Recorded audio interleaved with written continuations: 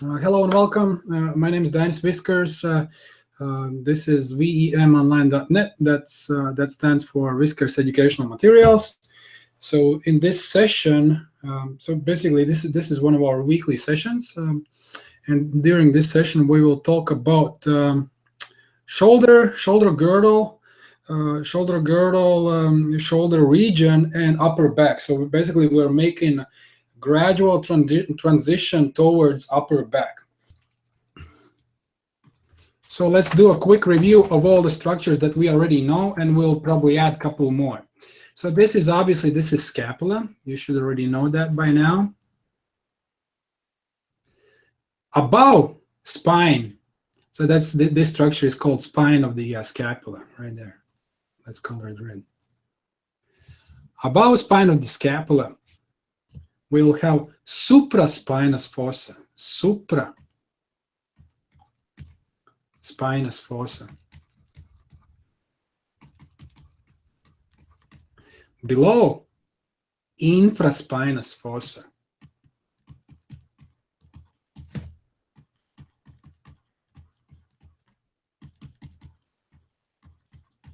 So that comes basically from superior inferior direction, going towards the ceiling superior,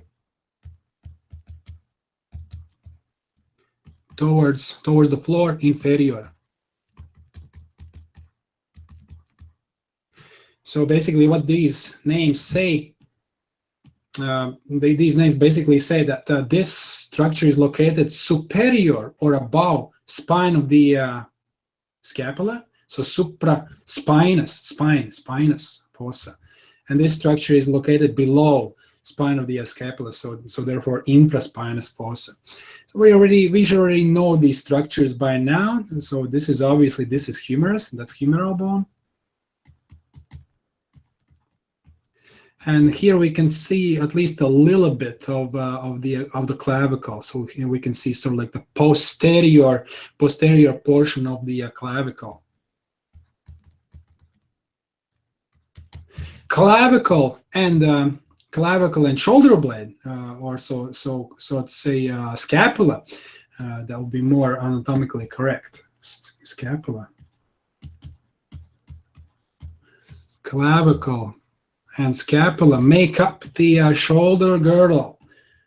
So if there's a question, if somebody asks what exactly is shoulder girdle, shoulder girdle are these two bones. The shoulder girdle is these two bones.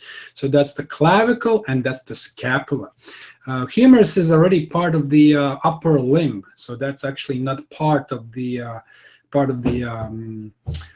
shoulder girdle. Shoulder girdle is sort of a upper limbs attachment to axial skeleton. We talked about all that stuff during our last lectures.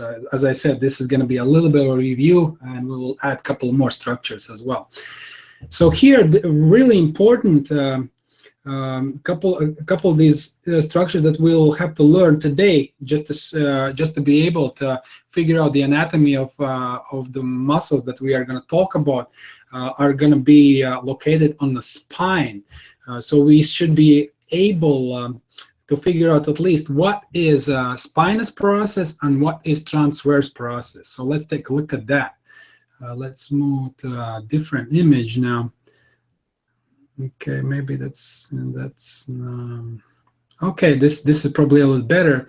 Let's zoom in a bit. Okay.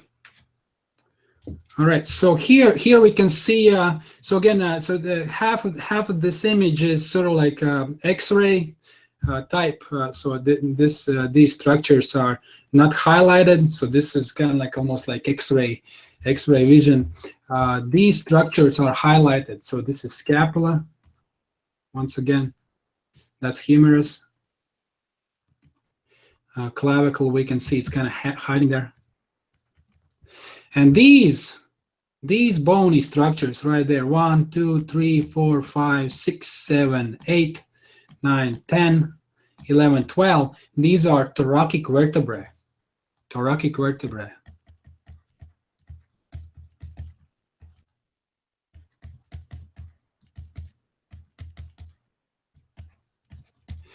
So in the spine, we have different regions. The vertebral column primarily consists of cervical spine, C-spine, so to say, C-spine. T-spine, that's thoracic. T-spine. T-spine is the midsection of the spine. And then we have lumbar spine, or so to say, L-spine. And then we have a sacrum and coccyx or coccygeal bones as well. So this is going to be vertebral column. All these structures will make up the vertebral column. C-spine, T-spine, L-spine, sacrum, which is basically fused. Well, probably few thousand years ago, it was not fused. Probably we had to go a little bit more back than a few thousand years. I would say probably 100,000 years ago. There was actually in sacral region, it was just like L-spine, just like T-spine. So those were actually movable vertebrae. But as the evolution goes, we started walking on two feet, so we were more erect. We were more straight up, standing, walking around, running around, and as a result of that, sacrum started to fuse. Those bones start to fuse, and coccyx, that's basically the tail, right? So these two lower regions, they're not that important if we talk about upper back, but at least we should at least name them, at least mention them. So C-spine, T-spine, L-spine. We can see, in this image, we can see T-spine. So T-spine is highlighted. We can see that T-spine consists of 12 vertebrae, 12 total. Upper vertebrae will look a little bit more than C-spine vertebrae, going towards lower vertebral bones. We will see that they actually will transform. They will actually look a little bit more than L lumbar vertebrae, right? So it's not all of these bones are the same shape, the same type. Typically, the midsection of any of these regions are going to represent the typical vertebrae, typical vertebral bone. So let's say, for example, okay, 1, 2, 3, 4, 5, 6, 7. 7 should be the most typical vertebral bone of the L spine.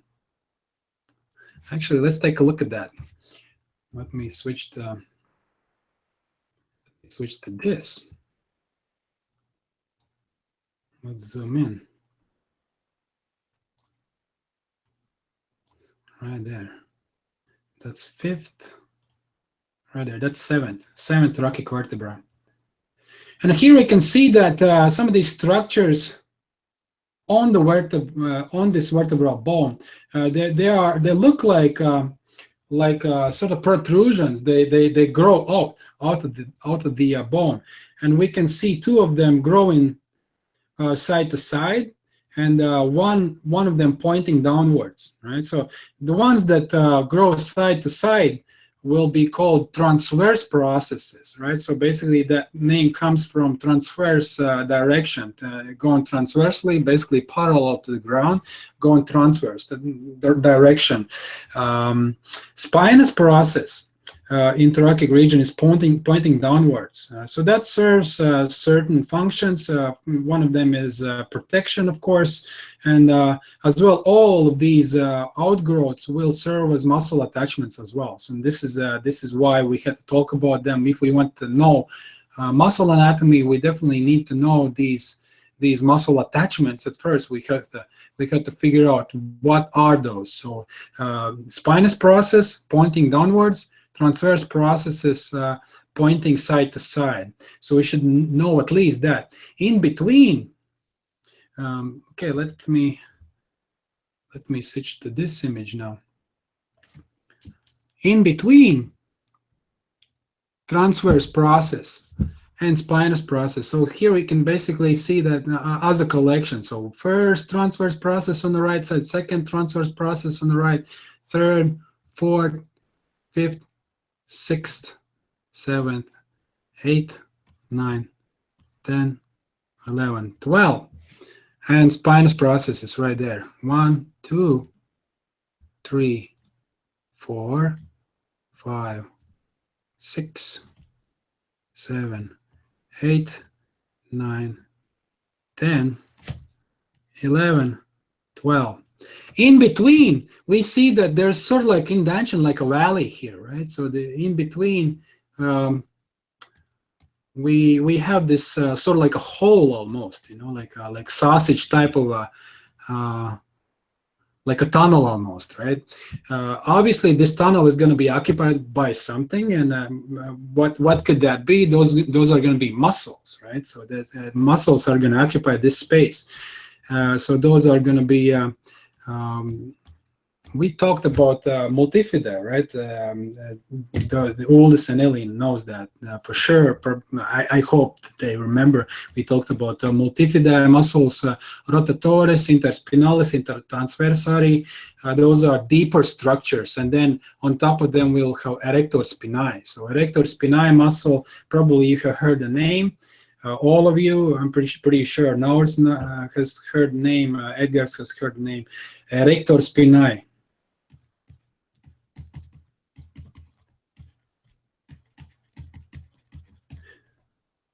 Erector spinae is going to be the biggest muscle in this region. It is going to occupy this this groove here, and this groove, by the way, is called lamina groove. So that's another term you could try to memorize. This groove here, this space in between transverse processes and spinous process is called lamina groove. Lamina groove. Lamina groove. Okay, so that's good for this image. What can we see here? That's already anterior view. Okay. I think that's good enough for now. Talking bony structures, attachments, bone attachments. Let's take the first muscle, and then if we are going to miss some structures, we'll go back to our skeleton image or three-dimensional image, and we will add a couple of those structures that we are missing. Let's start with the trapezius. So that's the first muscle we're going to talk about today.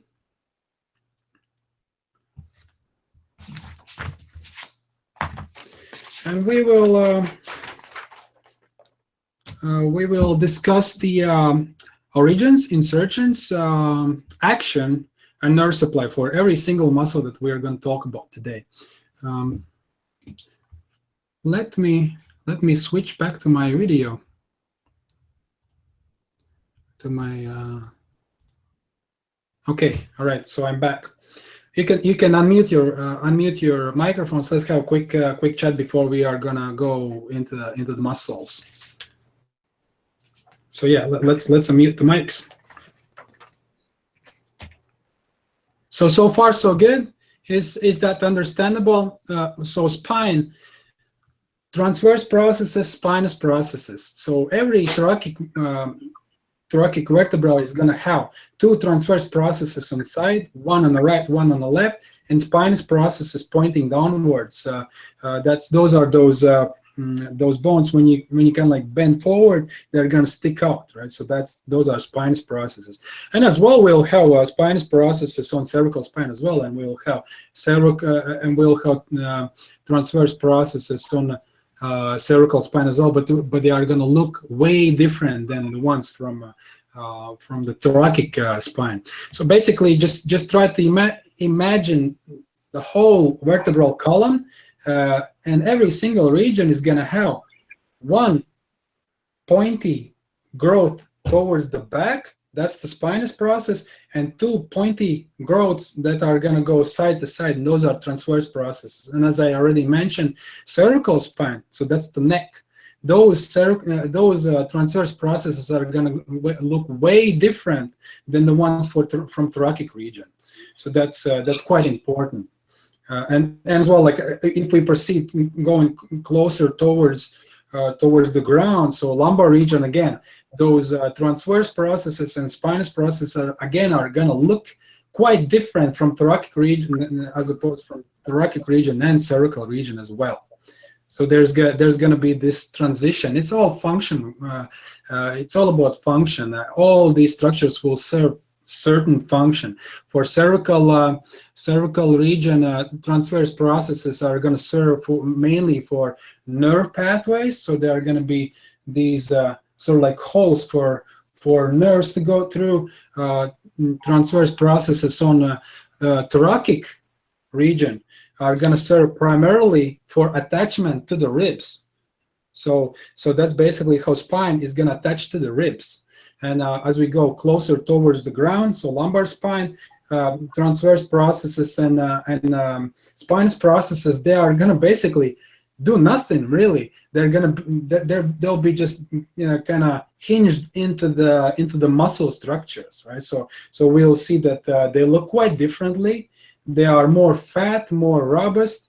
They're not that pointy anymore. They're more massive. First of all, those lumbar vertebrae, they are more, obviously, like they had to hold a little bit more weight because we are going closer towards the ground. So all this weight is gonna start to squeeze on those vertebrae. So try to think again. Try to think three-dimensionally and try to think function-wise. What is cervical region function? What is thoracic region function? And what is lumbar region function? And now we are gonna add muscles on top of these regions, on top of these bones. And we'll start with the trapezius muscle. Any questions so far? So good. So far, so good. Okay, so let's start with the trapezius.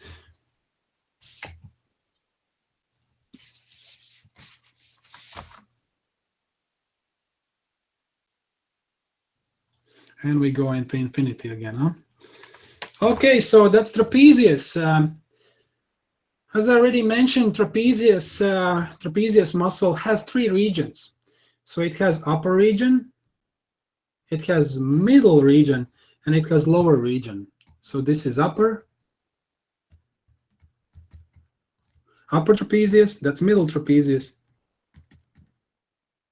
and this is lower trapezius. Although this is one muscle, so one muscle, right? One continuous muscle. Although these are actually parts of this one muscle, they are going to be quite different again, right? So again, same rule applies, right? So different regions, different functions. Same we can say about the vertebral column. So once again, let's distinguish this. That's C spine.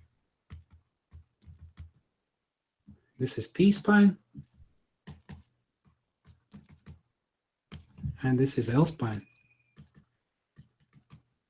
So same applies to trapezius. These different regions will be quite different. They will do different, first of all, different movements.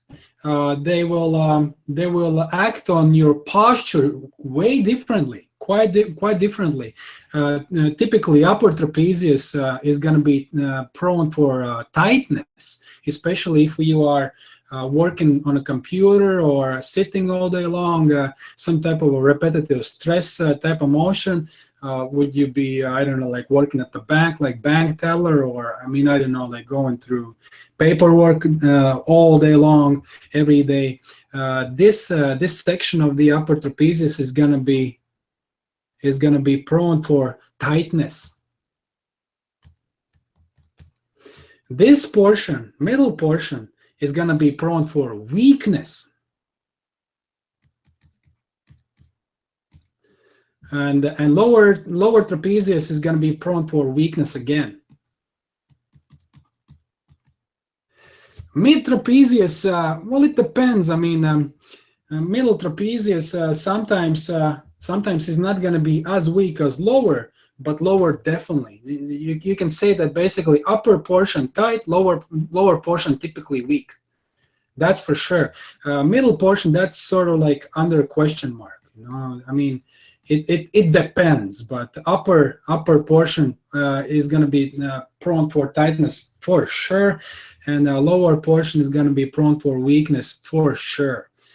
So we already should start spin our thinking gears. Why is that? And you know, probably Woods already has some ideas. He's personal trainer, and you know, so Ellie maybe has already some ideas. She's yoga teacher. So we will discuss that in a bit, right? So let's talk about anatomy. So where does this muscle start? Where does this muscle end? And what functions, what movements does it do? Let's go to this image. This sort of explains it all. This image is from my colleague's book, Nikita Vizhniak's Red Muscle Manual. Excellent book, by the way. If you don't have it, you should get it for personal trainers, yoga teachers. This is one of the best books for musculoskeletal anatomy, period. Here we can see, actually, let's zoom in. Let's zoom in a bit. Right there. Here we can see how the fibers go, right? See how the upper fibers go sort of like 45-degree angle. Okay, like this. Middle fibers go more parallel to the ground, like that. And lower fibers go almost 45-degree angle going downwards. Right?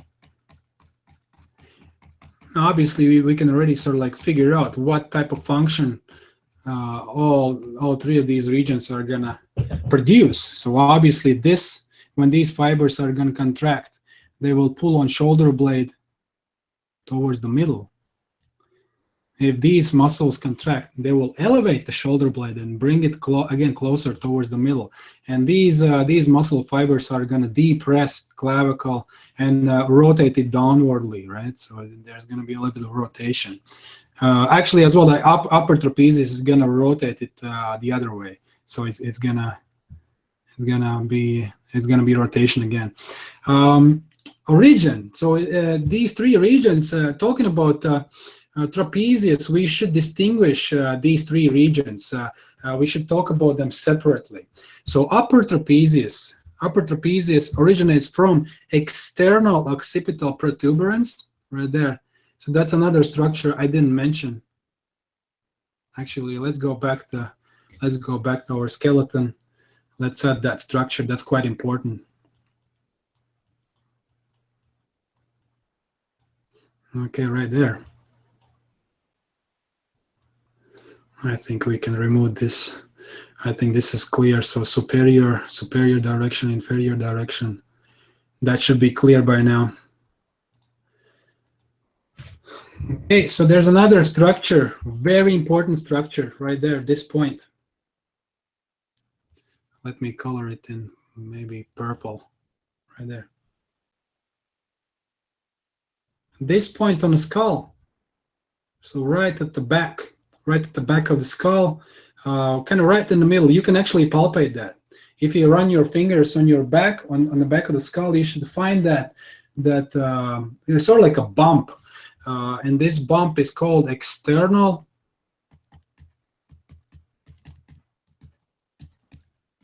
occipital protuberance.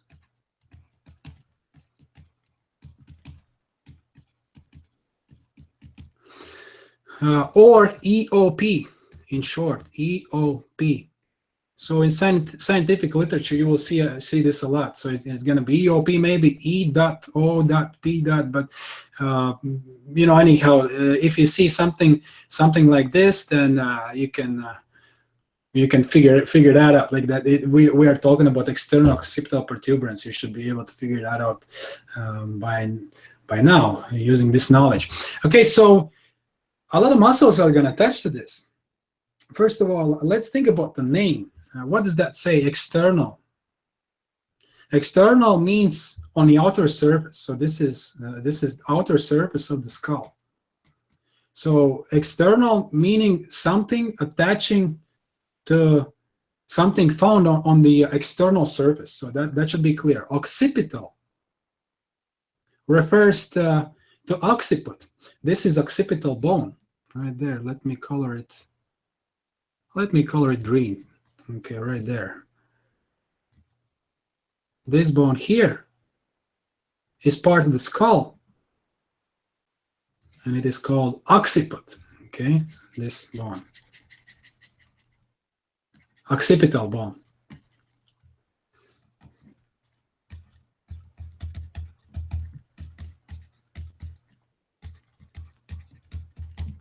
Occipital bone. And protuberance. Protuberance is something growing outwards, right? So it's like a protuberance basically is a bump. Okay, so let's say, for example, like this is like the ground, like the floor, for example, and there's bump on the floor, like a little hill. So this we can call a protuberance. If there's something pointing outwards, that means it is protruding outwardly, right? And there you go, external occipital protuberance. Basically, the name says that it is this structure, whatever it is found on external surface of the occipital bone, and it looks like a bump. That's basically what this name says. Something that looks like a bump and is found on external surface of the occiput. So once again, a lot of muscles are going to attach to this structure, so you better memorize it. It's a very, very important structure, very important bony landmark. Let's go back to our trapezius image. Where do we got stuck? Okay, right there. Okay, so the origin. So where does the muscle originate from? It originates from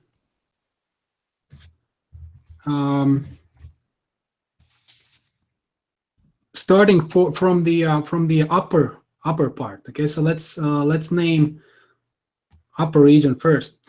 Upper region of the trapezius originates from external protuberance of the occiput, medial half of a superior nuchal line of the occiput. That's another structure that you don't know yet, and as well Nuchal Ligament and Spinous Process of C7. So it's gonna basically occupy this part. This is where the muscle starts. Let's zoom in a bit.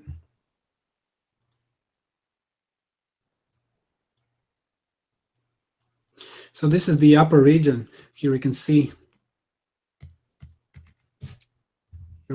a cervical vertebrae. That's C1, C2, 3, 4, 5, 6, 7. C7 is going to have this very, very pointy spinous process, very pointy. It's going to be, that's the one that you can definitely palpate. If you run your fingers on the back, kind of basically where your neck ends, you should be able to find this sort of like a bony structure that is pointing out quite a bit. So that's spinous process of C7, spinous process C7.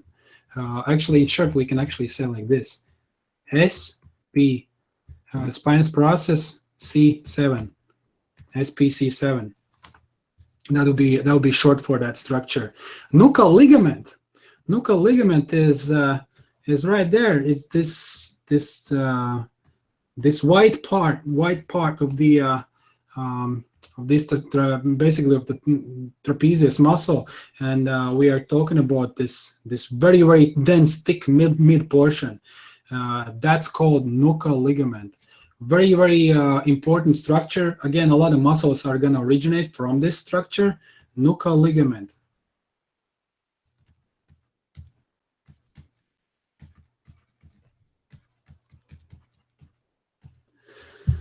And another structure that I named was medial third of the superior nuchal line of occiput.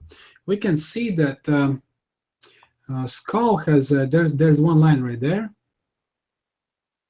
and there's another line I kind of crossed right over. I was writing on top of it. There's another line right there.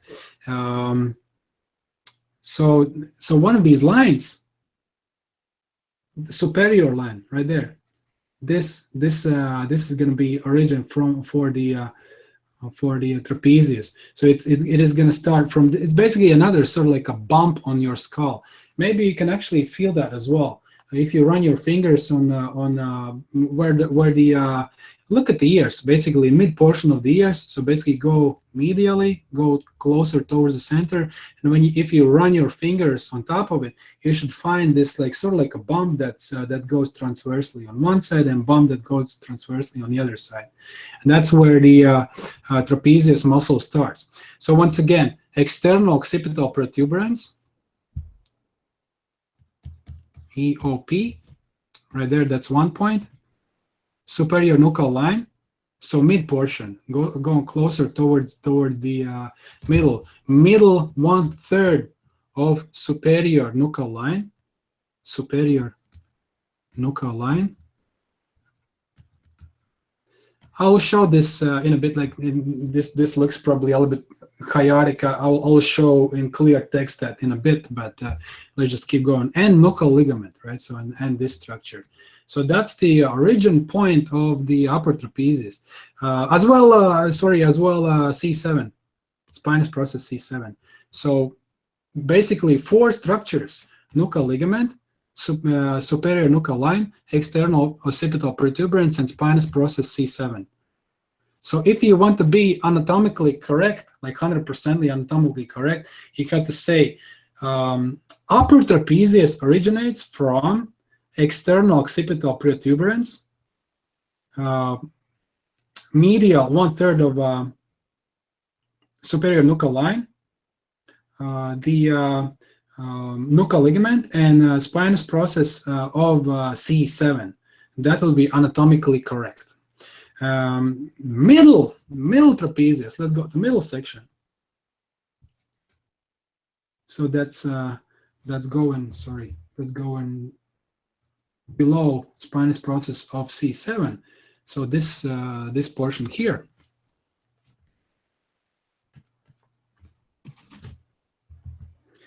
Middle portion originates from spinous processes T1 to T5. Okay, so this is T1, T2, 3, 4, 5. This is where it ends, right there. This is middle trapezius. That's where middle trapezius originates. And lower trapezius, so lower trapezius originates from T6, 7, 8, 9, 10, 11, and 12. Spinous processes of lower thoracic vertebral column. Again, you can sort of simplify that a little bit. If you're doing this in writing, you can write SPS, spinous processes, the T1 to T5 for middle,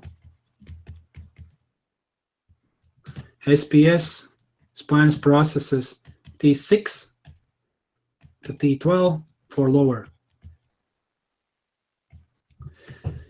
And that's the origin, that's where it originates.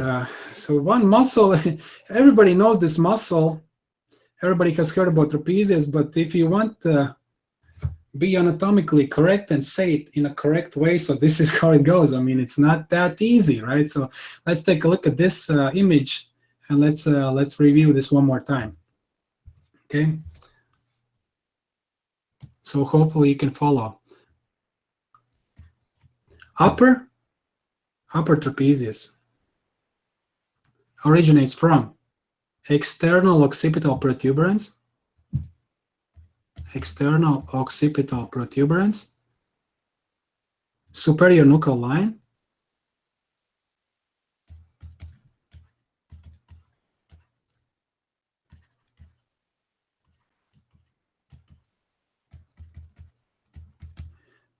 actually in particular medial 1/3, so medial going closer towards the center, so medial direction, medial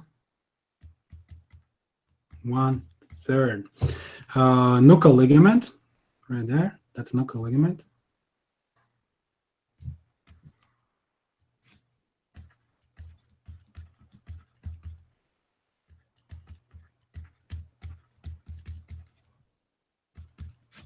And spinous process of C7. SPS C7. Right there. One attachment point, second, third, and fourth. That's upper trapezius. Middle trapezius. Spinous processes. SPS T1 to T5. Lower trapezius SPS T5 to T12. So that's where it starts, okay? That's just the origin. That's the starting point. Where does it insert? It inserts into, let's take a look at this right there. This is probably going to be a little bit easier. It's not that because I'm already writing on top of my writing, and it is getting probably a little more confusing. So that's the origin. Origin, as we discussed, is going to be always in red. Well, not always, but most books are going to show it in red color. And insertion usually in blue. So if you are looking at some kind of a book that shows muscle attachment points, you will usually see red and blue color. Red color is usually where the muscle starts. Blue color is usually where the muscle ends. So where does the muscle end? Muscle ends, it inserts into lateral 1/3 of the clavicle. Lateral meaning away from the center of the body. As well, acromion and spine of the scapula. Let's take a look at these structures. Where can we see it? Let's find a better image. Okay, maybe this is going to be a little better. You know what? Let's go back to this.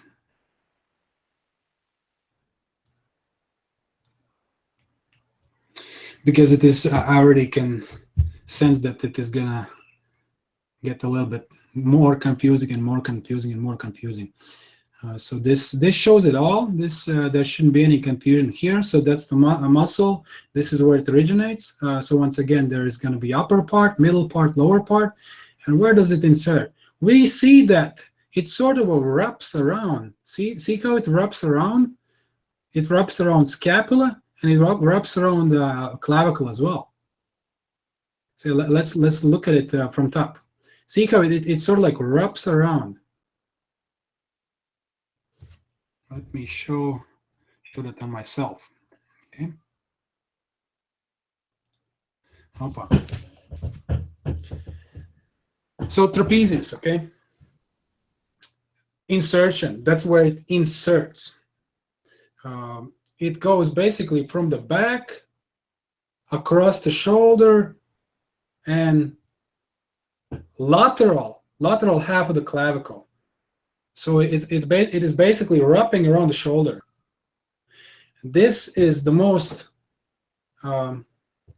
superficial. Not actually deltoid is on top, but from this region, so this like neck region, anterior chest, anterior neck, lateral neck, and posterior neck, trapezius is the most superficial muscle. Superficial meaning closer towards the outer surface. That's the external, right? So the what was I saying? Sorry, a little bit brain fart. So external surface, right? So it's the most superficial. That was the word. Superficial. Going closer, layer by layer downwards, we'll see that there are many other structures below it, but trapezius is kind of like on top of everything, right? And of course, then there's going to be skin on top of trapezius. So once again, we are talking about insertion, which is wrapping around from shoulder blade, spinous process of shoulder blade, acromion here, and clavicle here. Okay, so it is going to wrap around your shoulder and a little bit kind of like your neck as well, anterior neck and lateral neck as well. So that's that. It's basically it's this chunk of meat that you can sort of like palpate right there. Let's go back to our image. Let's show that one more time.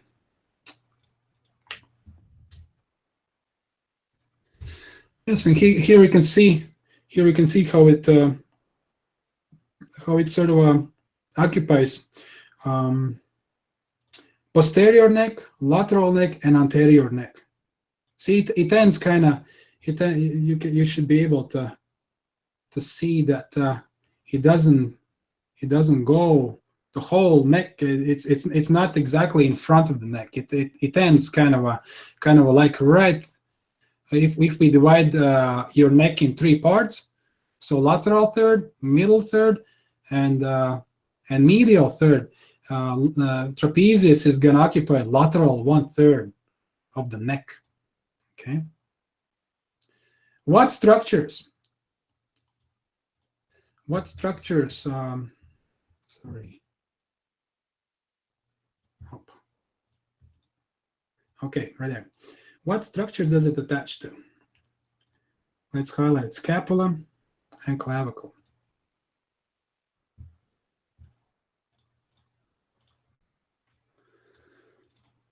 Okay, right. So we can see that that it basically runs right on the spine of scapula. That was one of the first structures that we talked about right at the beginning. Spine of the scapula, right there. So see how it attaches to spine of the scapula.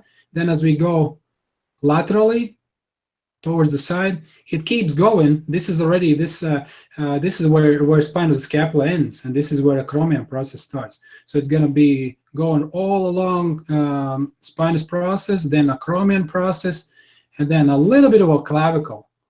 So medial 1/3 of the clavicle, and that's the insertion. So if we want to be anatomically correct, the correct way to say this would be trapezius, entire muscle of trapezius does attach or insert into lateral 1/3 of the clavicle, starting from anterior side. Lateral 1/3 of the clavicle, acromion process, and the spine of the scapula. So three structures: lateral third of the clavicle, acromion process, and spine of the scapula. Okay, let's go over this one more time. Okay, so origin, insertion originates from, inserts into.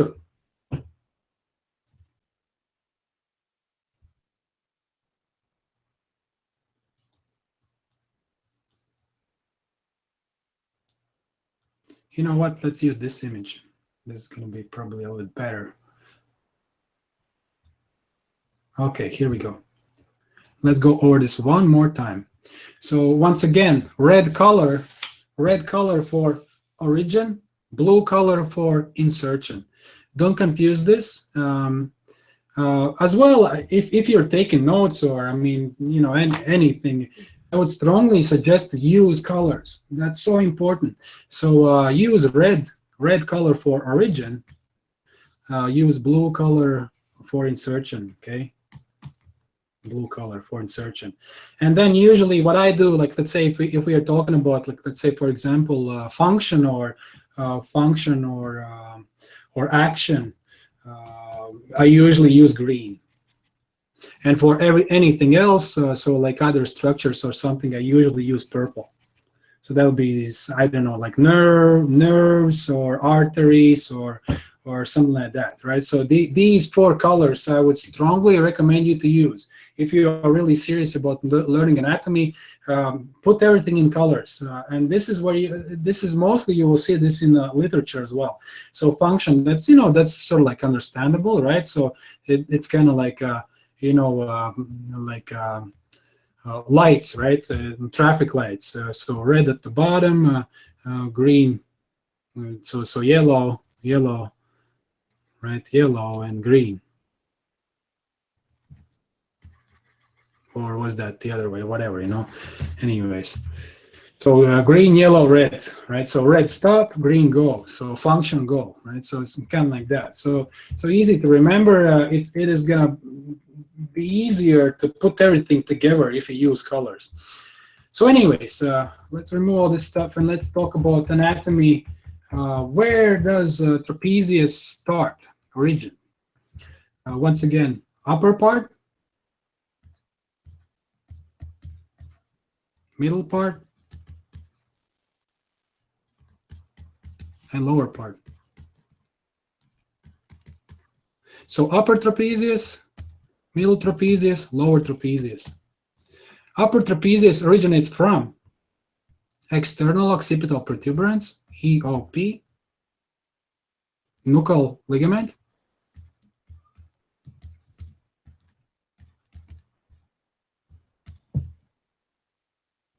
Spinous Process C7,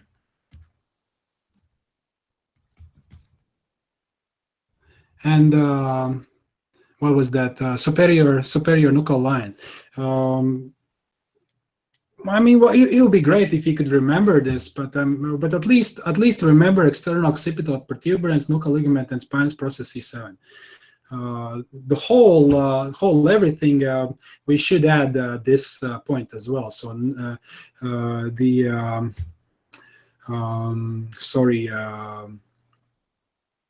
medial 1/3 of a superior nuchal line.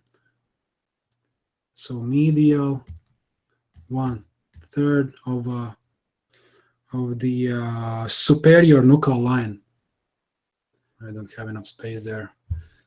Superior. Let's go here, right there.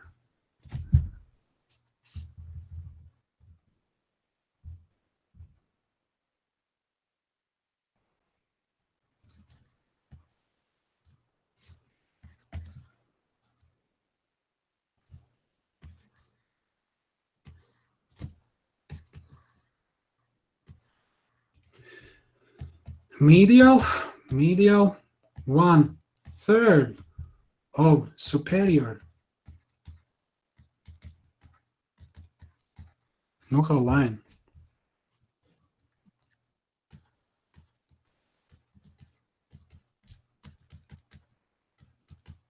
Which is that ridge, what I was saying. You can actually feel that with your fingers on the skull, on the back of the skull.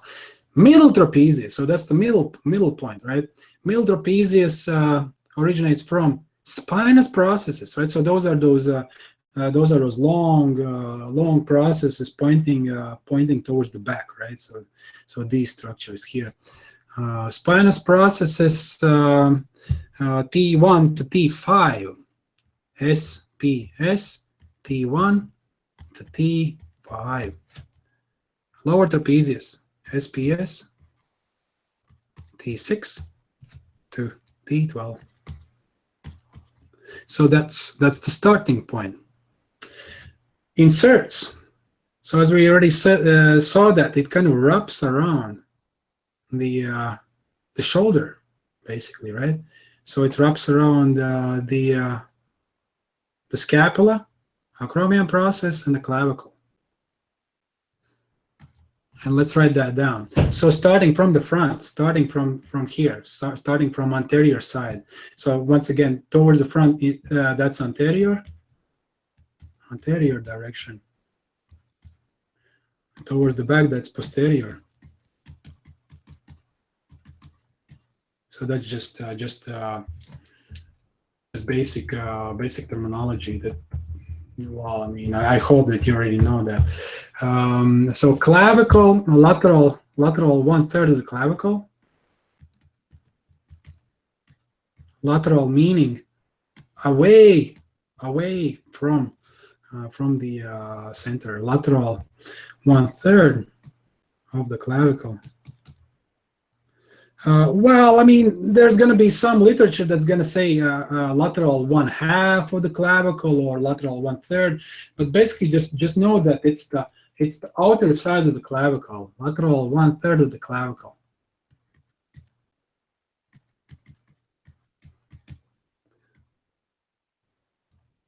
Acromion process.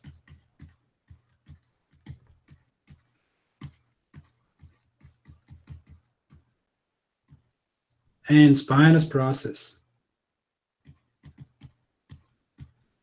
or spine of the scapula, spine of the scapula.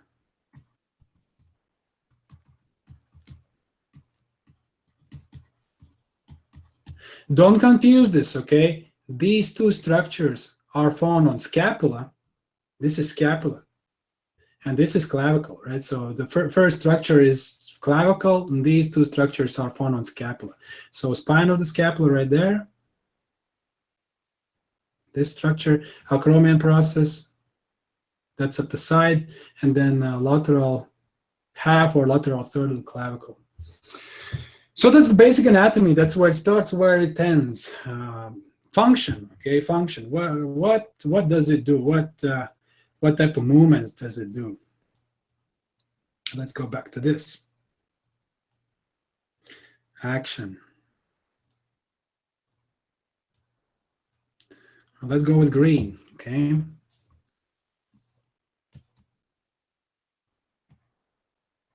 Okay, here we go. Okay, so here we have some terminology. So we have some words that some of you may know, maybe some of you don't know. What does unilateral, what does bilateral mean? Okay. Unilateral. Okay, well, first of all, let's go quickly through this, and then I'll switch to my video, and I'll sort of explain that. So action, elevation and retraction or abduction of scapula. I will explain that in a bit. What exactly does that mean? Unilaterally, it will do lateral flexion of the head. Bilaterally, it will extend the head. And as well, it will stabilize scapula for arm movements. Okay, and let's try to figure it out. What exactly does that mean? Let me go back to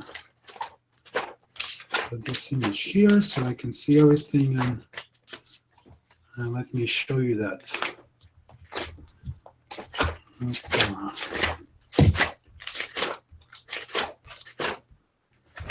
Where did it go? Sorry about that. Oh, here we go. That's it. Let's go back to video.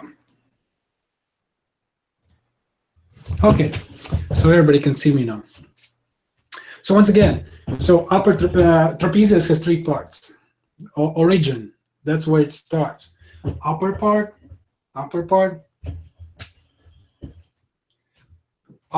that's sort of like the neck portion. Middle part, that's at the back, obviously, right? We're talking about the back. Middle part and lower part. Upper part, external occipital protuberance. So you should be able to palpate that. It's right in the middle at the back of the head. There's like a bump. You can feel it. As we go towards the side, so look at the ears. So kind of almost in the middle of your ears, a little bit above middle of your ears. You should be able to feel, when you go with your fingers up and down, you should be able to feel that ridge. There's like a transverse ridge, transversely. So you should be able to feel it. That is that nuchal line. So there's one below and one above. Superior nuchal line. So the one that's above, you should be able to feel it. Some people have it really very easily to palpate. Like on me, it's very, very notable. I can clearly feel my occipital protuberance, clearly can feel my nuchal line. So that's superior attachment. Then as we go inferiorly, nuchal ligament. Again, you can actually feel that. It's very, very thick. It's like very thick ligament. When you run your fingers side to side, and bend your head down a bit, and you should be able to feel it's like almost like it's going to be like a click, like a click almost. You'll be running your fingers about that ligament. It's going to snap a bit, right? So that's nuchal ligament. Very tough structure. And then as we go more inferiorly, spinous process C7. That's the most prominent bony landmark in the neck region and upper back, right? So basically just bend your head down and you'll feel it right away. That big bump, that's spinous process of C7. As we go lower, spinous process is C6 T1 to C6, middle portion, origin for middle portion.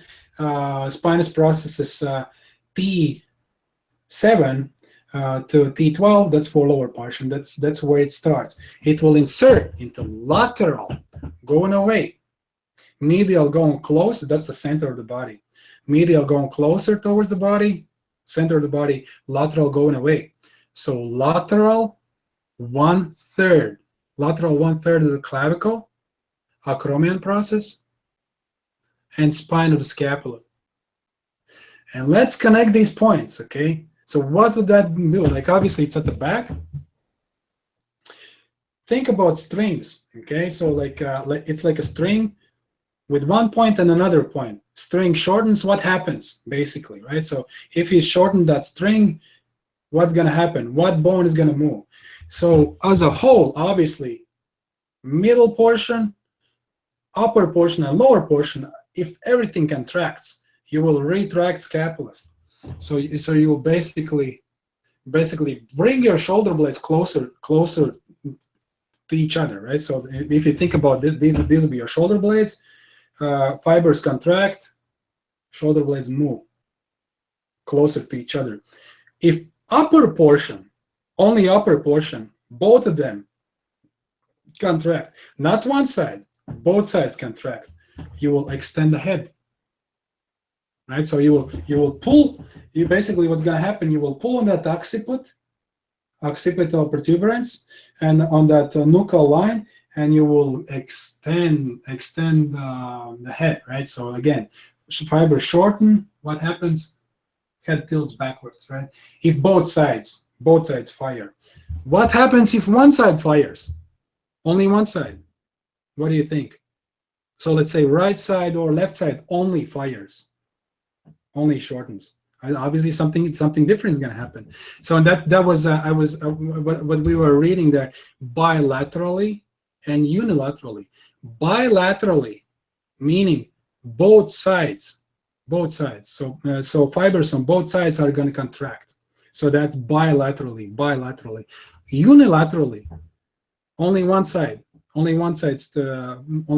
fibers contract. So let's say, what's going to happen if upper trapezius muscle is going to contract unilaterally on the right side? So that's very, very technical, very anatomically correct. Okay, so everybody from medical field, from all doctors, everybody will understand that. So once again, what's going to happen if upper trapezius muscles fibers contract unilaterally on the right side? What's going to happen? You're going to tilt the head towards that side, right? So unilaterally, lateral flexion of the head, lateral flexion. Well, we could say that it rotates the head as well, but sorry, somebody said something. Oh no, okay. If you want to say something, say. Unmute your microphones. If there's any kind of question, shoot. So let me continue.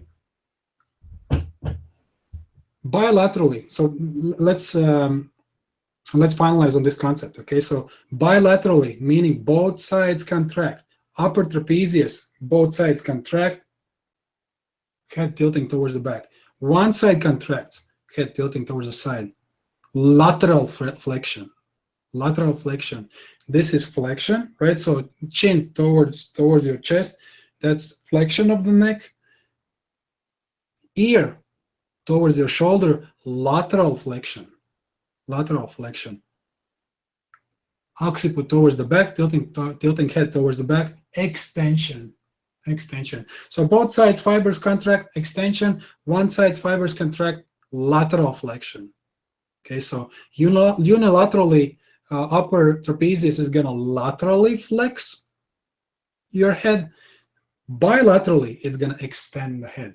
Okay, as well, it will elevate, retract, or adduct the scapula. Right. So retraction, shoulder blades move closer, or we can say it's the same. It's the same. You can say retraction of the scapula, or you can say adduction of the scapula. Adduction meaning, again, closer towards the center, abduction away from the center. So a very good example is with the arm, right? So arm going up, again, away from your body, abduction, AB, abduction, arm going closer towards your body, adduction, ADD, adduction. So middle trapezius, that portion that's in the middle, as well, actually, all fibers, all trapezius muscle will fire. It's going to bring your shoulder blades closer together. So that's adduction or retraction of the shoulder blades. As well, it will stabilize scapula for arm movements. So that's these four functions are the main. We can go a little bit more in depth with this, but I'm just looking at Nikita Vizhnev's book. He just basically he names retraction of the shoulder blade, elevation of the shoulder blade. So shoulder blades moving backwards, shoulder blades elevating. If upper fibers contract, right? So they're going to pull on shoulder blades closer towards the ceiling. Unilaterally, it will tilt the head towards the side, lateral flexion. Bilaterally, it will extend the head, and as well, it will stabilize scapula for arm movements. So that's, again, we are going into shoulder anatomy and kinesiology.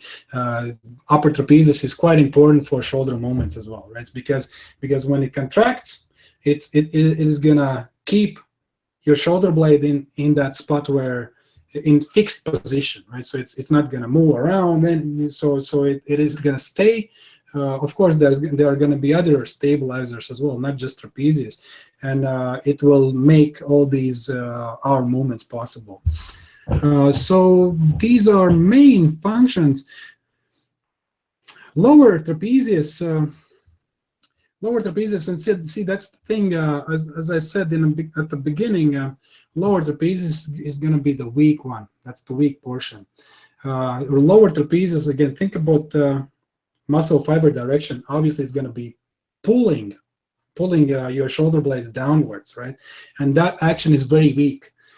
So if there is some kind of so this goes specifically for Uldis, for Elin. Uldis is personal trainer. Elin is yoga teacher. Edgars is actually into training as well. So sorry, we didn't actually introduce ourselves. That's kind of my fault. We'll probably have a quick discussion, and we will introduce ourselves to each other in a bit. But anyhow, Edgars is running. He's a marathon runner, and he's a trainer as well. So probably this material is quite interesting for him as well. So function-wise, this is for all the trainers. If there is some sort of dysfunction in middle back, upper back, lower trapezius is you will just have to strengthen that. Same thing, what we are talking about, the shoulder. So some kind of dysfunction with the shoulder, so dislocation or whatever, some kind of ruptured fibers, you will always, and I mean, that's 100%, your physiotherapist or chiropractor or whatever, or your doctor will tell you to strengthen external rotators. So that's for the shoulder. For mid-back, upper back, lower trapezius. I mean, that's guaranteed. If there's some kind of a dysfunction, well, you can't say guaranteed. You can't say 100%, but most likely you will have to strengthen lower trapezius, because again, that's sort of like the weakest link of the chain, right? So it is going to be always in a disadvantage, because these upper chest muscles, lateral neck muscles, again, are going to be always way more strong. They're going to be way stronger, and at the same time, upper chest, lateral neck muscles are apical breathing muscles, and this is probably Edgar's will know quite a bit about this. You know, in running, it's very important to breathe with your abdomen, not with your upper chest, right? You're not going to run that far. You're not going to run too far if you'll breathe with your chest, right? So all the chest breathers, people in stress, right? So stressed people, I don't know, problems at work, in life, whatever, you will tend to elevate your shoulders. You will tend to breathe with your upper chest, right? So essentially, we need to lower your shoulders, stretch the neck, and strengthen lower trapezius, and strengthen all those structures that are going to pull on shoulder blades downwards and pull them together. So those structures should be strengthened. And these structures that will elevate shoulder blades and bring them towards kind of like the front, right? These structures should be opened up, right? So we need to stretch out anterior chest, stretch out lateral neck. So that's a little bit about the function, right? Turn your mics on, please. Let's have a quick chat. So this was muscle number 1 of the upper back, right? So we are, what's the time? Time is 4:35. Okay, yeah. Well, it is not going that fast, huh? Only one muscle. We'll probably do another one. That's probably it. We can't finish all that stuff. It's just no way. We'll probably take a look at rhomboids, which is kind of why it is in the region. It's the rhomboids are going to be, again, the muscles that you will have to strengthen. So rhomboid muscles you will usually have to strengthen, and lower trapezius you will usually have to strengthen with some sort of a dysfunction of the mid back, upper back. Any questions so far? Anything?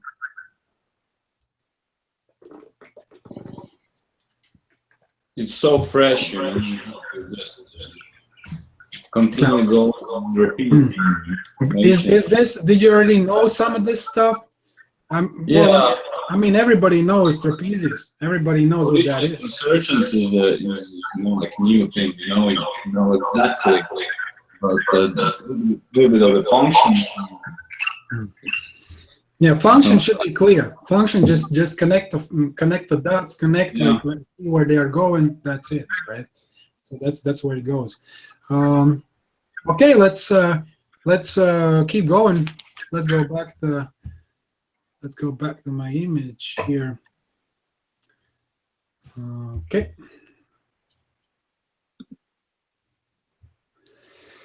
And the nerve. Okay, so let's finish up with the trapezius. Edgar says everything is clear so far. Oh, very good. Good to hear. Okay, so nerve, and usually I use, as I said, purple or kind of magenta for nerve supply, blood supply, and everything else. So synergists, for example. Okay. Nerve, not that you have to remember this. I mean, once again, if you're serious about anatomy, you should remember this. So spinal accessory nerve. Spinal accessory nerve, that's CN, that's cranial nerve. CN refers to cranial nerve. Cranial nerves.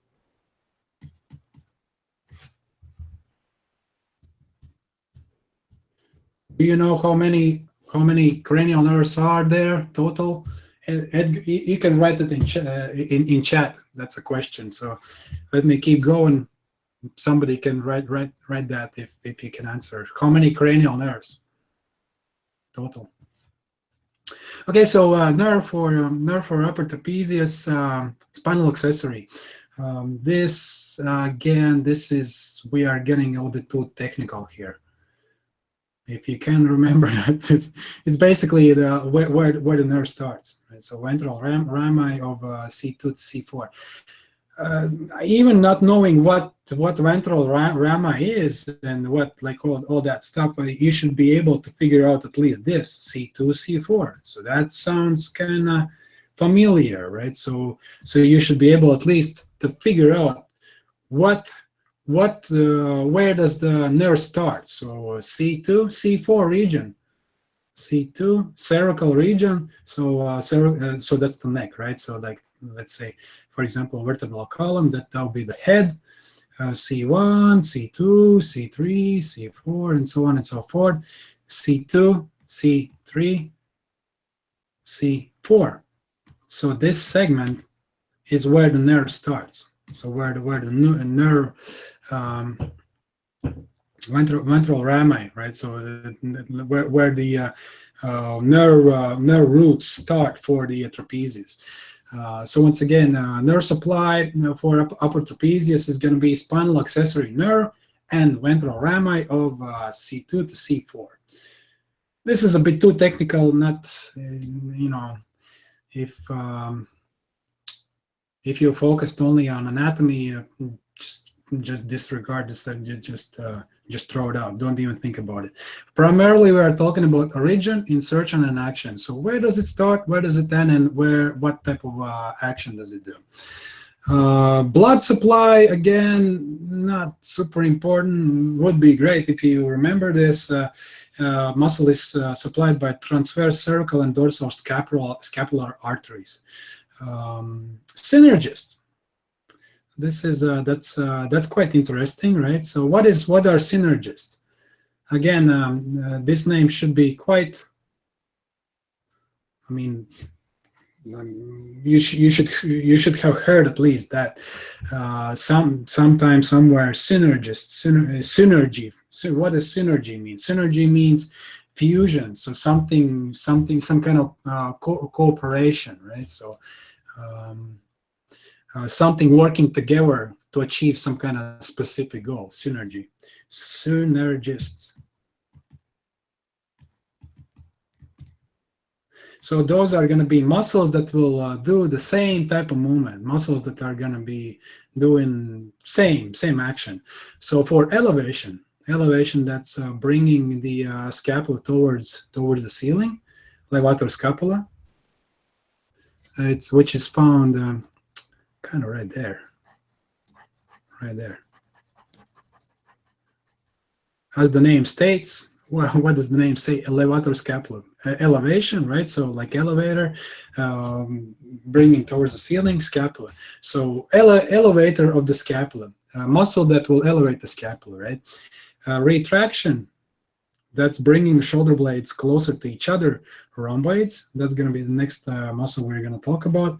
Depression, that's bringing shoulder blades towards the ground. Latissimus dorsi. So that's the big muscle of the back, swimmer's muscle, right? So that's that big, huge muscle. It is going to help the lower trapezius to pull that shoulder blade towards the ground.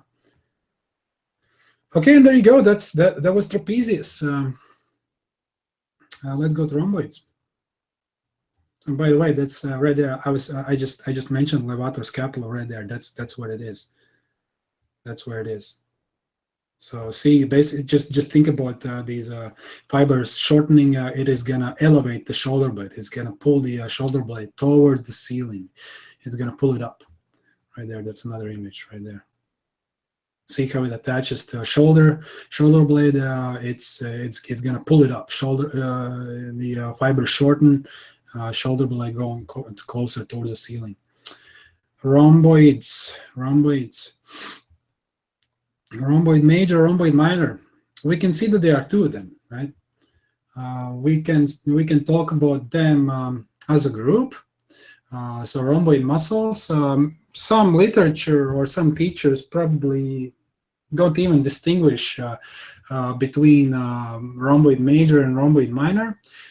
They will just call this just like one muscle, right? It's just rhomboids, rhomboid muscles.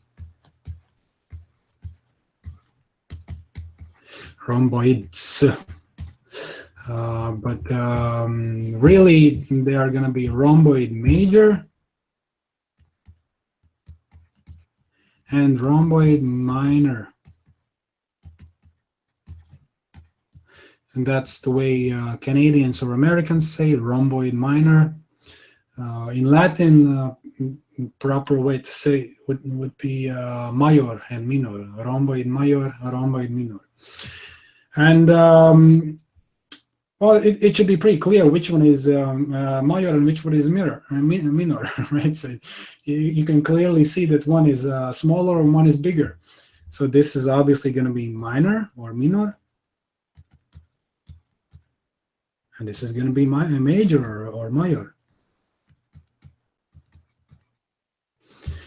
Again, we not even knowing origins and insertions, you can clearly see. Yes, Norris, thank you. All right, Norris has to go. Yeah, he says, Dinas, thanks for lecture. I have to go now. A lot of new information about trapezium muscle. See you next time. Okay, see you later. Thank you for joining. Yeah, he will see the whole lecture on YouTube afterwards, probably. Anyways. Okay, so rhomboids, rhomboid minor, rhomboid major. Not even knowing where exactly does it start, where exactly does it end. You should be able sort of like to figure it out, because you can clearly see right there. That's the attachment, right? For minor, that's the attachment for major, and right there, that's the insertion, right? So the once again, we talked about this a couple of times. So okay, so there are two attachment points. What makes me able to save right away, not even knowing which is like, so there are two attachment points. What makes me able to figure out which one is going to be insertion, which one is going to be origin?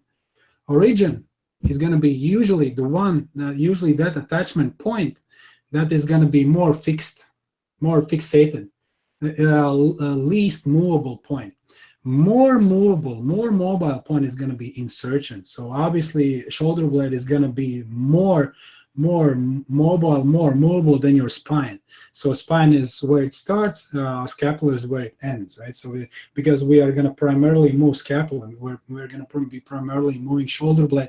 We're not going to be moving your spine, right? Well, there is going to be a little bit of movement actually. Like let's say, for example, if you hold this shoulder blade in fixed position, fixated position, shoulder blade doesn't move. If you shorten these fibers, you will actually be pulling on those spinous processes. So you will have this rotation of the spine, which is actually going to be contralateral rotation, a rotation away. If you can sort of like imagine that right there, it is going to create this rotation outwards. Just think about it. Pulling on those spinous processes towards that direction is going to create spine rotating like this. Is that understandable? I want to make sure that this is because we will go more in depth with some other muscles. You will have to understand rotation. Let's see. Right there. So for example, this is your spine, okay? This would be right there like this, looking like that. This is we are looking at the back. This is spinous process. This is one side's transverse process, other side's transverse process, okay? This is the back. If something attaches to that, and it will pull like this, right? Or like this. See, actually the vertebral column or spine is going to be rotating towards the other side. So this is the front. It's gonna, is that understandable? Or not? Not really. Okay, let's flip it around. So this is how I said this is spinous process. Let's put it exactly the way it looks in me. So like this, right there. This is the front now, and this is the back. Edgar says it's understandable. So I want to make sure everybody says that. So right there, I'm holding like this. I'm like, if imagine that this is your vertebral column. This is the spine. This is the back of the spine. This is the front of the spine. Okay, and let's rotate it like this. So rhomboids do attach to spinous processes. Okay, on one side, and spinous processes on the other side. Muscle fibers shorten. What is gonna happen? That spinous process is gonna be pulled towards this side, and it is gonna rotate vertebral column away towards the other side, not towards the same side. So this we call contralateral rotation. Ipsilateral rotation is rotating towards the same side. This is quite important. If you didn't quite understand it, let it digest. Maybe rewatch this one more time, or maybe we can discuss this one more time, because there's going to be quite some other structures that we will talk about. We will talk about ipsilateral and contralateral rotation. You should be able to understand what that means. Ipsilateral rotation means ipsilateral, rotating towards the same side. So let's say we are talking, this is my right side, left side. We're talking about some structure on the right side. So this structure rotates the head or the spine, for example, towards the same side. That means ipsilateral rotation, which is going to be like this. My head is rotating towards the same side, ipsilateral. If this structure is going to rotate the head away from this side, it is going to be contralateral. So away. We are rotating away, whatever that would be. And rhomboids, if they would actually, if you, like, let's say, for example, the scenario was we fixate shoulder blade doesn't move. Shoulder blade stays where it is. And those muscle fibers are pulling on spinous processes. So what's going to happen to the vertebral column? Vertebral column is going to rotate away because we are pulling on spinous processes. So there's going to be contralateral rotation. Fibers shorten, spine rotates away. Understandable? Yes, no? Okay, say something. Say that. Okay. All right. Let's go back to the screen share. Okay, so we should remove all this stuff. There's a little bit too much here. Okay, here we go. So minor, major, two muscles. So we had we already jumped ahead a little bit. We talked about the function. Let's take a look at the origins, insertions. So I sort of started to talk about what would be the difference between origin and insertion. So obviously, by now, I mean, just to remember, 15 minutes ago we did discuss that origin is going to be the least movable point, the least mobile point. So that's obviously going to be the spine. So this portion here, this is where it starts.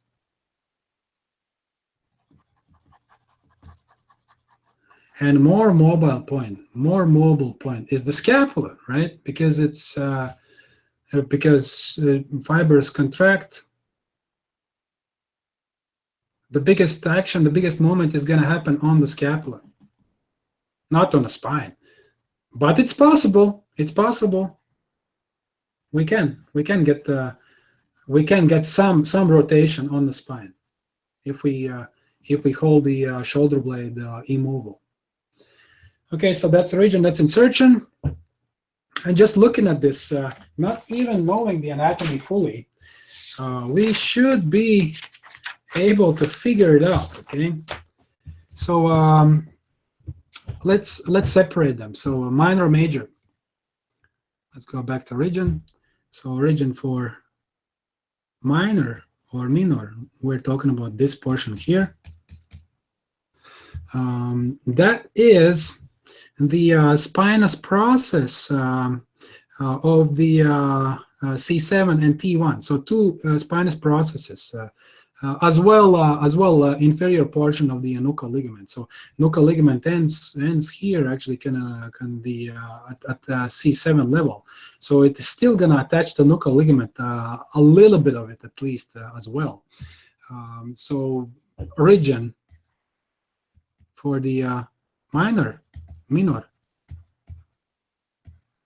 is spinous processes, SPS, of C7 and T1. Once again, this should be already understandable by now. C7, the last vertebrae of the cervical spine. There are seven cervical vertebrae. So there's C1 to C7.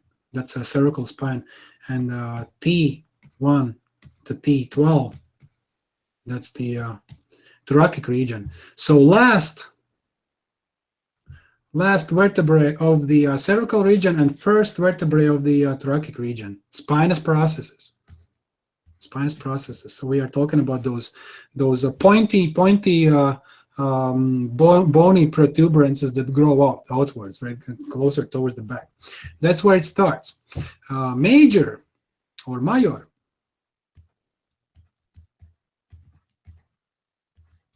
Major originates from, again, from spinous processes, but spinous processes T2 to T5.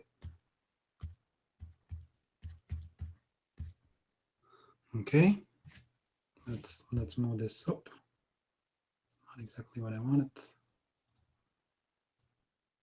Okay, here we go.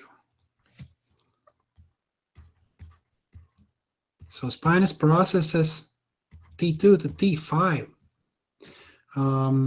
So this was one of the for the anatomy, talking origins, insertions, and function. This muscle, looking back at my college days, this was one of the easiest ones to remember. Both of them.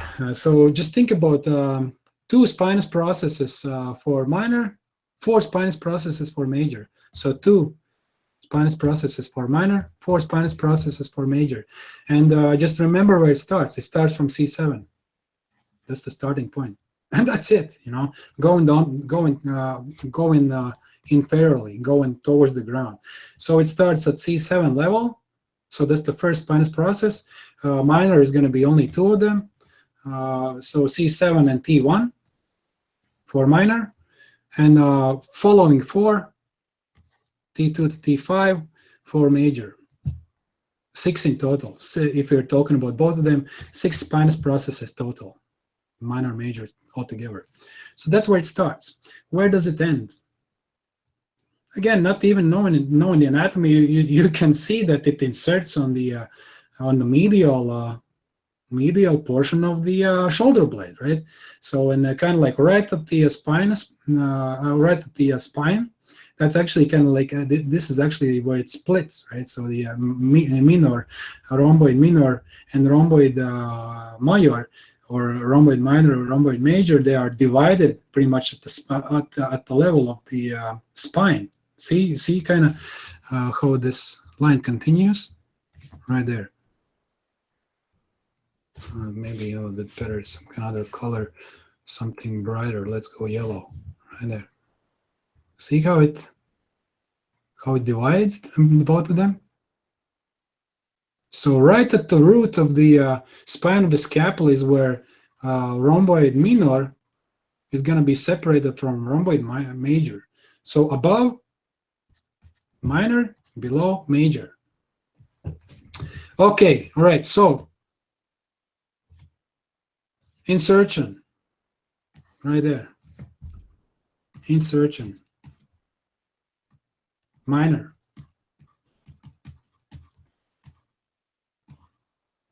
Minor inserts into the root, basically we can say at the root of the spinal scapula. That's going to be correct.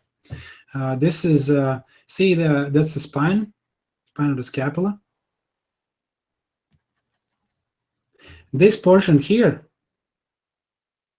is so-called root, like, you know, like trees have roots. So this is the root. root of the spine of the scapula. And we can say that a rhomboid minor inserts at the root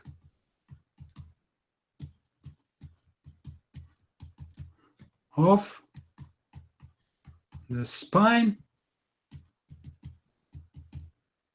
of scapula. That's the correct way to say it. Major. Let's bring it up a bit.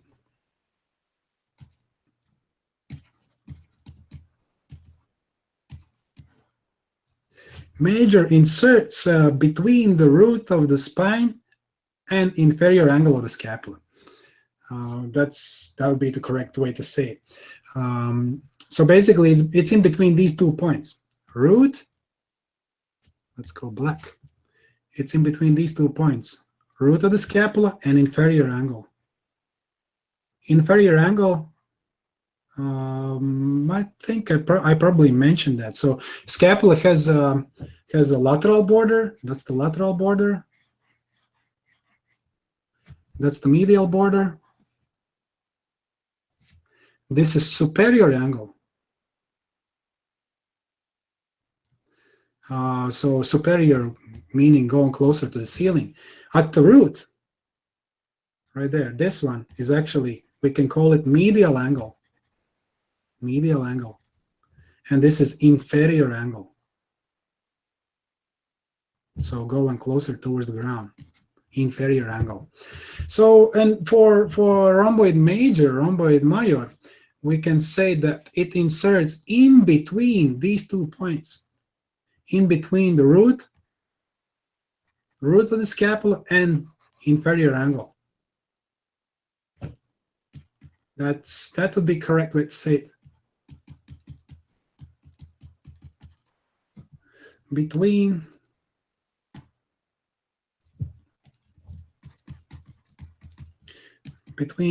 the root of the scapula and inferior angle.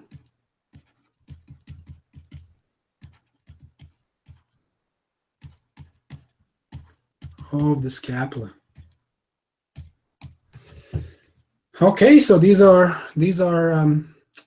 attachments. These are attachment points. So minor originates from spinous process C7 and T1.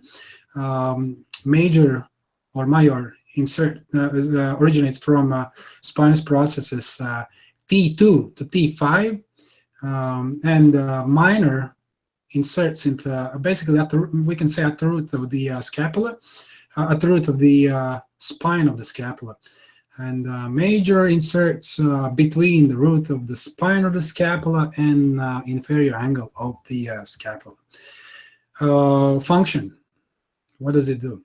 Well, you could, I mean, that's so obvious, right? So just think about fiber shortening. Function again. We usually go green. That's the function. Action or function. So again, well, think about shoulder blade going in that direction where the fibers shorten. That's pretty much it, right? So it is gonna pull on shoulder blade in this direction, and to be more anatomically correct, we can say that it will elevate it a little bit, and it will retract it a little bit. And as a result, between both of these, right in between, to sort of put both of these actions together, we get this 45-degree angle, sort of. But we can distinguish between these 2 actions, so elevation and retraction.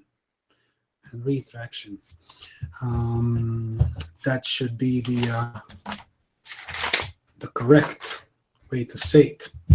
Retraction and adduction, or adduction of the scapula, and elevation as well, downward rotation of the scapula, which is okay. Let's clear this.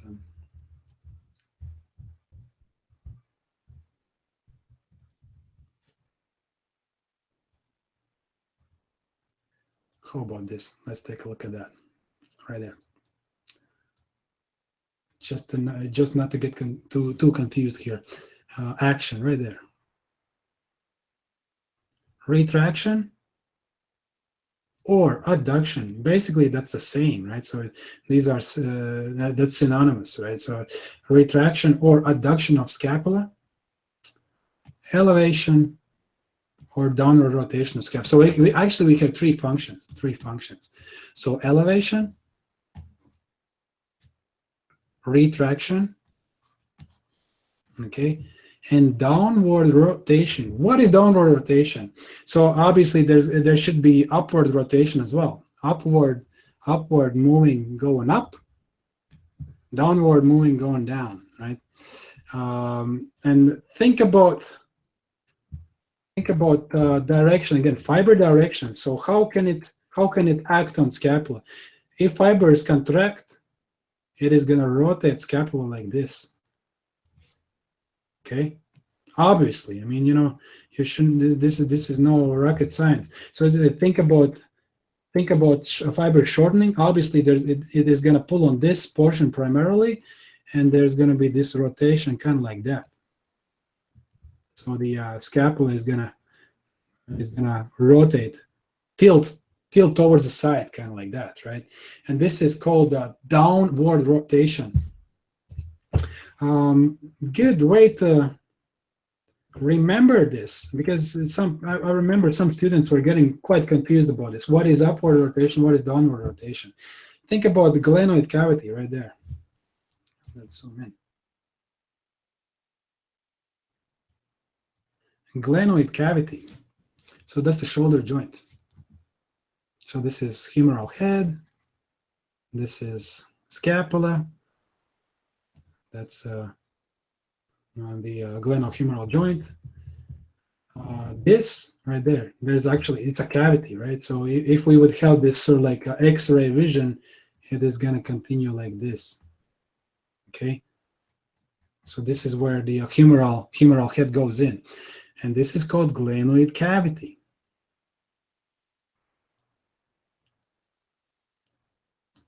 So downward rotation. Think about glenoid cavity going towards the ground. Okay, that is, we are tilting scapula like this, downward. Upward rotation, glenoid cavity is going up like this. So we are tilting shoulder blade in this direction. So that would be upward rotation. So if you remember this, just think about where glenoid cavity is facing. Glenoid cavity is going closer towards the ground. That's downward rotation. Glenoid cavity is facing up, more closer towards the ceiling. That's upward rotation. Okay. So there you go. Three functions. So we have elevation. We have retraction. And we have downward rotation of the scapula. That's that, and then we have nerve. We have nerve, and nerve is dorsal scapular nerve. Again, not that you should memorize this. Do so if you can. But I mean, it's not the most important part. We are talking about origins, insertions, and action mostly, primarily. Again, C4, C5, that basically just refers to where the nerve roots start. That's it. That's rhomboid. That's trapezius. As I said, as I mentioned before, these two muscles right there. So it's sort of like an overview of what we have done today so far. Trapezius and rhomboid.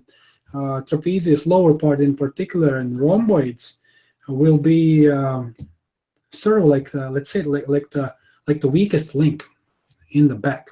Okay, especially mid back and upper back. Okay, So let's think why. Why is that happening? so it's the posture, primarily this tendency to bring shoulders towards the front, right? So it's just kind of like sitting like this, right? Just we're all from Latvia. We know, we have seen that, the type, just sitting on the bench, sunflower seat, like that posture, right? That's that posture. So bringing shoulders together and just sitting like this, right? So it's just a sitting posture. As well, some type of computer work, right? So there's going to be tendency to protract shoulders, tendency to elevate shoulders if you are under stress, if you are apically breathing, right? So generally, there is that tendency for upper body just to go towards the front, internally rotate towards the front and elevate as a whole. And those are always going to be the strongest structures of our body. Those are those huge internal rotators, which are, they're not really opposed by anything. What is going to opposing structures will be infraspinatus teres minor. We talked about them, right? So those are pretty much the only external teres of the glenohumeral joint, as well posterior deltoid, right? So those are going to externally rotate the shoulder. And as well retractors, right? So the retraction, that's middle trapezius. I said that middle trapezius is going to be, not necessarily, but it is going to be prone for weakness. Middle trapezius and rhomboids. Rhomboids are going to retract shoulder blades.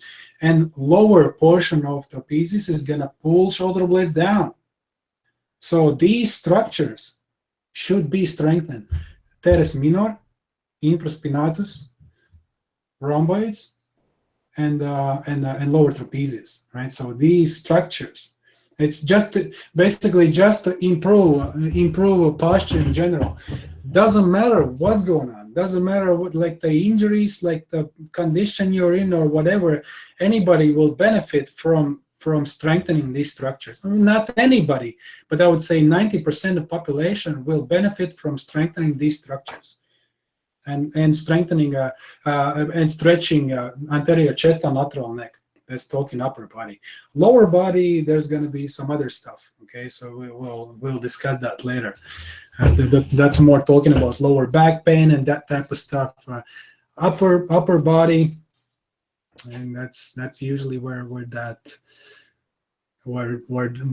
posture, just the stretch, just the lifestyle, like just where that leads us. Turn your mics on. Let's have a quick chat for 5 to 10 minutes, and that's it. We're done.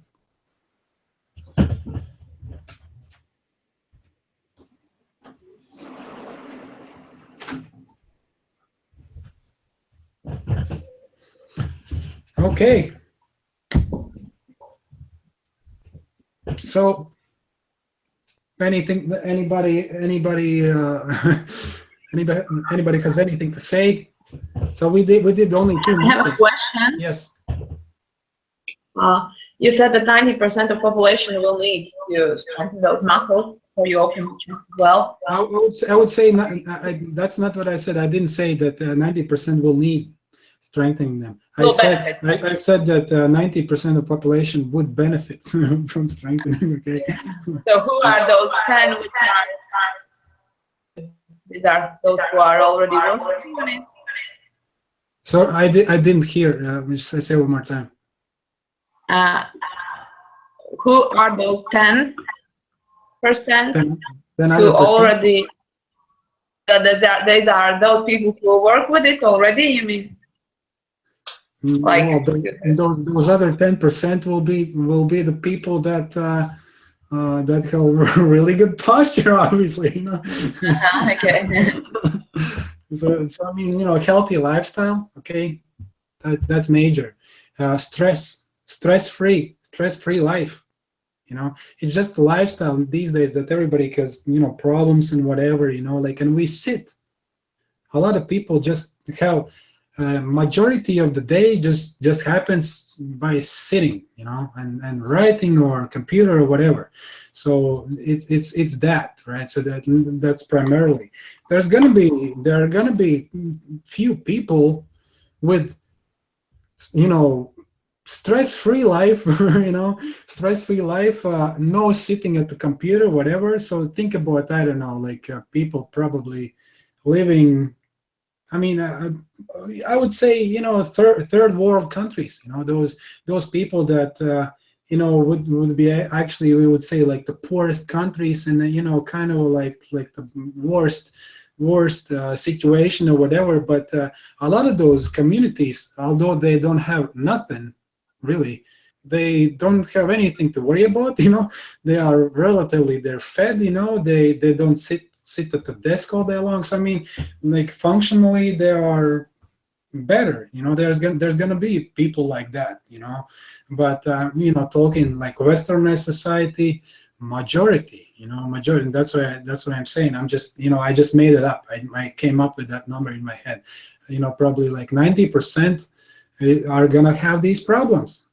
Too much sitting, not enough exercising, first of all, and just stress, you know, like these three problems. And so like reduce, you know, one by one. These, let's start with that, you know, like let's walk around more, if possible. If possible, walk to work or cycle to work. Actually, you know what? Like that's the funny point. Cycling is, in a way, it's gonna actually contribute to upper crust syndrome as well. You know, it's an activity. It's good that you're doing that, but think about kind of holding on to, you know, to your, you know, like it's this position, right? That's, you know, you're cycling, right? You're sitting in like this, right? So shoulders forward, right? So it's kind of that position. You're cycling, it's good, but the position itself is not so good. So, you know, running, walking, wherever you can walk, you walk. Don't drive to, you know, like to do groceries or whatever. You walk there, you know, like you walk, you know, you get things done like that. Not driving everywhere, walking around, you know, like, and you know, who likes to run, you run. That's good to reduce the stress, move around more, exercise more, obviously. Work on all the structures that actually need work to be done. I mean, like just generally everything, like all muscles, we have to use them, right? Even those internal rotators, you know, it's not that we have to forget about them. It's very good to work on them, but we have to work on those opposing structures as well, and we have to stretch out as well. And actually, those structures that, let's say, infraspinatus teres minor, middle trapezius, lower trapezius, and the rhomboids, right? Those structures should be stretched as well, even though they are. I mean, every single structure in your body should be strengthened and stretched. You know, like, I mean, that structure that you will work on, like, let's say, whatever that is, the biceps or whatever, you know, like, let's say, upper back, lower back, doesn't matter. At first you work on it, you contract those fibers, and after that you have to stretch them out, no matter what that is. That, you know, there's certain theory behind it. Why do we have to do that? But that's just how the process goes. We even those structures that are typically weaker, or well, there are some certain situations where you don't want to stretch that at all. You know, if there's an injury, if there's like that structure is just pathologically elongated, it's just too long. You don't need to pull on it more, right? But we are talking about normal body, normal situation. You work on that structure, stretch it out afterwards, right? So that's how it goes. Anything else?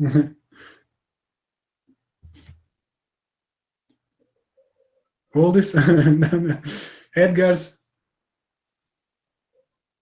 It's quite interesting to listen right now. You know, have to eat up this information, then you come up with some questions now. So, well, think about the questions, and so during next session, we are as I said, like we are gradually moving away from the shoulder closer towards the back, and then we are going to gradually go in from upper back closer towards the lower back, and eventually we will go back to inner unit, outer unit. We already talked about that, but we'll talk about the anatomy one more time. We'll take a look at those structures one more time, and we'll refresh that, that what exactly is outer unit, inner unit, and all that stuff. We'll take a look at that one more time, and then eventually we'll go closer towards the hips, like pelvis, hip joints, and so we're going away from the shoulder, closer to upper back, mid back, lower back, and pelvis. That's where it's. Yeah, Edgar says he can't get his microphone to work, but it was interesting to listen. Okay, I think that this is it. We'll end here. This is a very good session. It was like about 2 hours. Awesome, really good work. We have new faces. That's really nice. That's good to see new people. So we'll keep. Hopefully we'll have more and more new faces. So yeah, think about questions. Let's once again let's talk about that. Like either on YouTube, like under those videos, or in the at Facebook, right? So underneath. So suggestions, questions, whatever, And that's how we discuss what's the next topic, what's happening, and so on and so forth. If there's something that I had to do privately with you, like either to send like an invitation or something, I will probably do it through email or maybe Messenger. But if there's anything to say regarding lectures or whatever, that goes to Facebook and YouTube. Okay, see you later. Perfect. Thank you. Bye-bye. Thank you. Thanks. I'll see you soon.